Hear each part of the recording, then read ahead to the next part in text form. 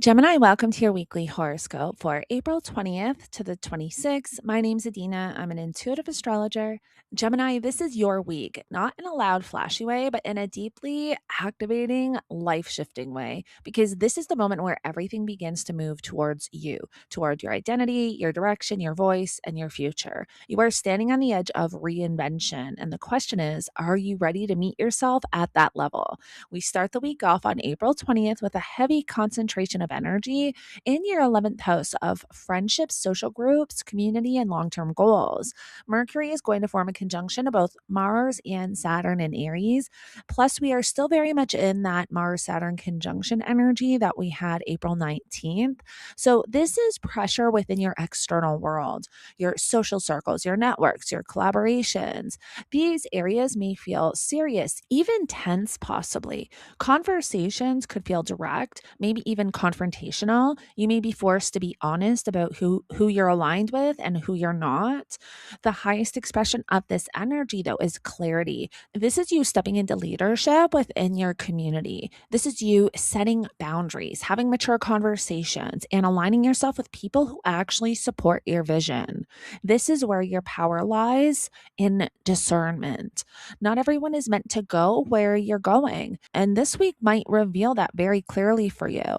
Don't fight it. Don't over explain. Just let alignment speak for itself. Then we move to April 23rd, and something begins to shift beneath the surface as Venus forms a conjunction to Uranus in your 12th house of the subconscious healing and closure. And this is going to be the final conjunction between Venus and Uranus in Taurus because Uranus is entering Gemini this week. So this is subtle but powerful. This is an emotional and energetic release. At its highest expression, this could be breakthroughs in healing. You may suddenly understand something about your past, your patterns, or your emotional triggers that changes everything. This is liberation from something that has been quietly holding you back. But the shadow expression can also be emotional instability, unexpected feelings surfacing, or a desire to escape, avoid, or disconnect. You may not fully understand what's coming up, and that's okay. You don't need to intellectualize everything right now. You need to feel it, process it, let it move through you, because this is the clearing before your rebirth. Then on April 24th, everything begins to shift in a way that feels more tangible as we have Venus entering your first house of identity, self expression, and personal magnetism. And now people see you. Your energy softens, your charm increases, your presence becomes more attractive and inviting.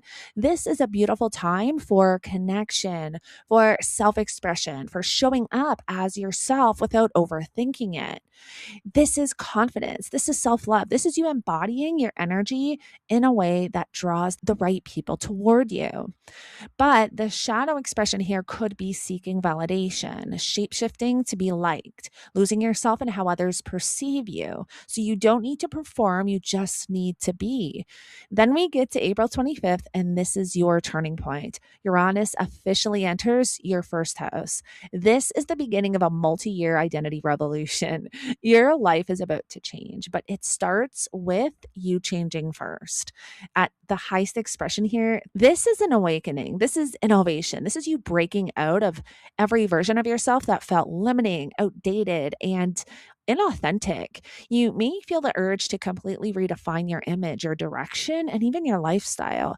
This is freedom, but the shadow expression could be instability or restlessness. This could be not knowing who you are because everything feels like it's shifting at once. This is not about becoming someone new overnight. This is about giving yourself permission to evolve over time.